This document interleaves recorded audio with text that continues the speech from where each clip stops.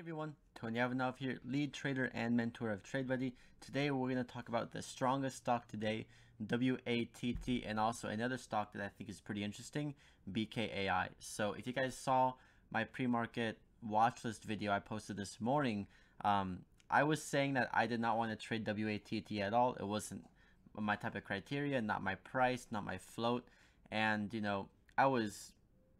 I really had no idea that it would spike up this hard. So of course I was dead wrong. I'll admit it. I mean, you can't really predict what's gonna happen with these stocks, but it wasn't part of my plan, so I did not trade it. Of course, later on in the day, once it started to have that nice channeling action, I should have taken advantage of those very clean support and resistance bounces. But we're gonna break down all of that in this video lesson, so hopefully you guys enjoy it, and let's just get right to it.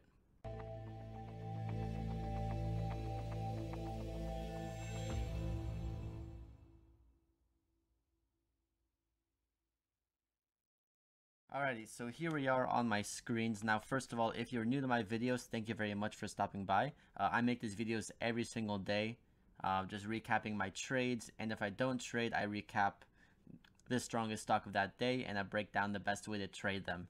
So if you have any questions on what type of platforms I use, what type of brokers I use, and all the scanners I use, I have all that information down below in an FAQ section. Just make sure you look in the description and hit read more, and you should be able to see all of that. If you have any more questions that are not answered down there, you can feel free to leave a comment down below, and I'll do my best to get back to it. All right, so WATT was the #1 stock of the day. WATT, you see right here on the equity feed filter builder. And the news today was they announced the first customer product approval from FCC. So, good news, because now they can finally make revenue. It doesn't really have any information regarding how much this product costs, how much they think they're gonna sell. So at first, it didn't really seem like too amazing of news to me. But of course, I underestimated it because, I guess the fact that they can finally sell it in the US, that opens up a very large market to them. So of course, that brings in some revenue when they have people buy it. So WATT, some things I want to break down. First of all, let me just make this screen bigger so we can see the full chart. Let me make sure that looks good over here. Alrighty, so WATT, this is what I saw in pre-market. One of the main things that I really didn't pay attention to is the fact that it was really respecting the levels of support and resistance, like really respecting the chart. And that's something that you need to take note of early on, is that when the stock is respecting the support and resistance levels this much, that must mean that there's some big people who are buying right at the same levels that you are, because usually stocks don't respect the support and resistance this much. Like, for example, we had support at 575. You can see we had clear support here in the morning at 7:45 a.m. and then it bounced 1, 2, 3 times on it almost perfectly.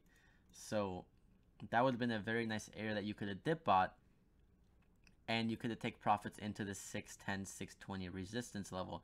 It was just making this nice channel between 575 and 620. Now the thing is that in pre-market, that didn't look like a big enough channel to me, so I really wasn't too focused on it. But of course, I was wrong. I didn't really have the idea that this could break out further and squeeze a lot higher. So first thing you could have done is just notice that 575 support level early on, and you could have bought the dip here just before pre-market open, and you could have sold into this rip up to 633. And then you can see once again, after that morning rip, it pulled back, and look where it bounced, exactly 575. Plus, with these nice long bottom wicks, that shows that there's lots of people buying there, and it just really has the effect of making the bounce look very strong. When you have lots of long bottom wicks, what that basically means is that, yes, it did drop down to that price, the bottom of the wick, but it bounced right back up, and the buyers held it even higher at an average of 588.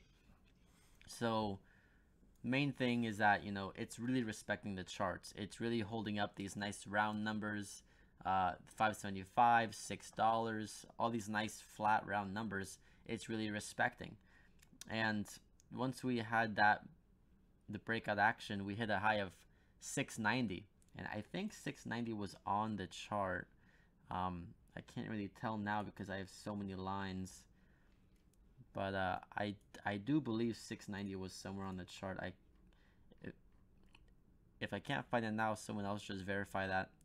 Yeah, no, 690 was on the chart. So on the 30-minute time frame, we can see that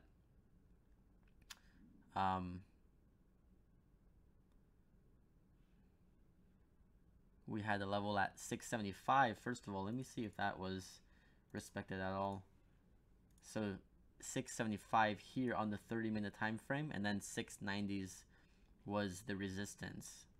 So it tested, let me just box it to make it very clear for you guys, this area and then this test. So 690 and 675s, right? So then you can see that once we broke that 690 level, we bounced back. Look where we bounced, 675, always respecting the chart levels. Very important. So breaks over 690, runs up to around 750s, and then it has the fundamental rule of previous resistance holding as support. I talk about this in almost every single video lesson, and you know, I really wish that like I capitalized on this more, but because once again it wasn't really my type of pattern, I just really wasn't too focused on it. I was more focused on other plays like BKAI. I really just I way underestimated this, and it just makes me mad that it was just here right in front of my face, this perfect pattern of previous resistance holding as support. You can see here's resistance, the 690s, breaks through, pulls back, look where it bounces, 691s, twice, 3 times triple bottoms at that level, and here at this point it's just kind of channeling between 690s and 750s, a very nice 10% spread there. And you could have just, you know, used the fundamental idea of previous resistance holding as support and had a very nice entry at the 690s, and you could have, I mean, done whatever you wanted with it. One, you could have just used the channel, you buy support, sell resistance, or you could take some profits at the resistance, add back in at the support, looking for that big breakout out of that channel. Because one thing that we do notice pretty often here is that when we have these big one-day runners, they tend to trap all the shorts right midday within this channel. So it's really, really important to recognize when we have these kind of stocks that have a nice morning run up with no real pullbacks, it just channels sideways, traps all the shorts, and then breaks out and squeezes further. So that's kind of, this is a very, very interesting pattern, and from here on out, I'm really going to track these patterns whenever they come up, because I do want lots of statistics on them. You know, how far they go after the breakout. You know, how often they have this long channel, how long it channels for. All these are very good statistics to build, so that over time, once we trade these hundreds of times, we have extremely clear data of how we can trade it. So that's just what I'm going to do with these now. But just pause the screen. You should take a picture of this chart pattern, print it out, because there's some very interesting phases here that we need to really just break down and understand. We have this one main pre-market channel there. We have the breakout period. We have the second channeling period where it's trapping all the shorts. And then we have the FOMO short squeeze. So all these interesting areas here that later on I'm definitely going to break down with my mastery students. But here for this video, just to make it brief, you know, it's all about just identifying what works for you, identifying the levels of support and resistance, and playing off that. Because even if you don't know anything else, all you need to do is just, you know, trade the trend, trade the channels, trade support and resistance. And that's what really worked for WATT. Once we had this big squeeze that was just purely based on the people chasing on the long side and people on the short side just being squeezed out, in my mind, the top was really set once we had this last big breakout over $9. It squeezed up to $9.50 and then had these two gigantic death candles. And by death candles, I just mean these big red candles. Once we see these kind of big snaps, that's kind of, I mean, like what that kind of represents in my mind is the people losing the faith, no longer having FOMO, and the ones who did have FOMO, they're getting crushed, so they're not going to buy back in because, you know, they were wrong.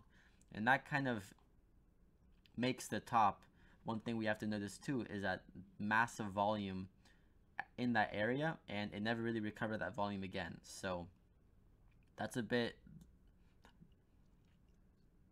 more advanced, but just understanding when the top is set can be very useful if you are a short seller, because I was saying in my chat room, you know, hey guys, it looks like the top is set at 950, these two big red candles.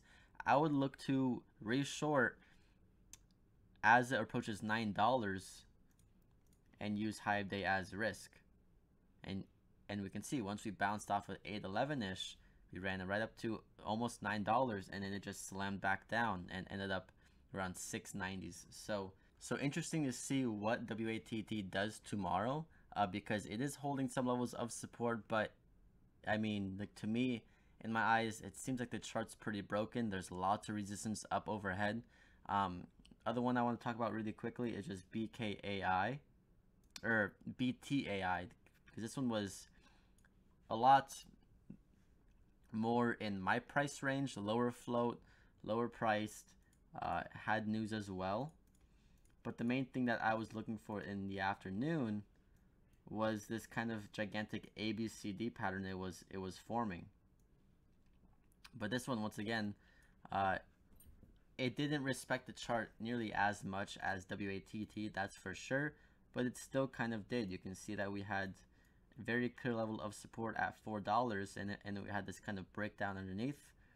Eventually recovered that price and then made a nice bounce, and then look where it held the second time, $4. So that's where I was telling people, hey, you know what, afternoon, I do think BTAI can bounce. It's holding $4. That'd be a good area with a profit target maybe at the $0.50 mark, so you make a nice 12% per share there.